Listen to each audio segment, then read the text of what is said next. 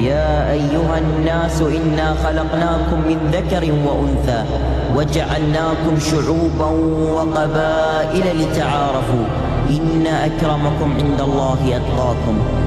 We were raised to believe that we were scattered on this earth as nations and tribes so we could. لأول مرة في تاريخ كأس العالم يتم عرض وقت الصلاة في شاشات العرض الخاصة في الساحات العامة، أين كانت تعرض مختلف أنواع الخمور والاحتفالات الصاخبة في البطولات السابقة لكأس العالم.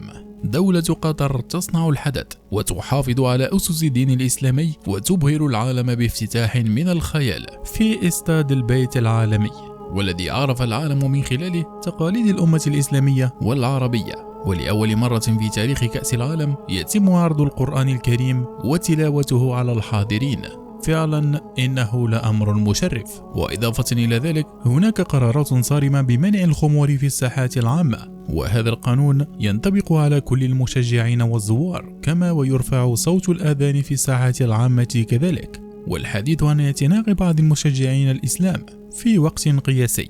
وهذا دليل على أن قطر لا تعرف المستحيل، فهي دولة إسلامية محافظة لم تقم بإخراج فتياتها كما يفعل الكثيرون. بهذه المناسبة، من تتوقعون أن يكون الفائز بكأس العالم؟ اتركوا لنا رأيكم في التعليقات. إلى اللقاء.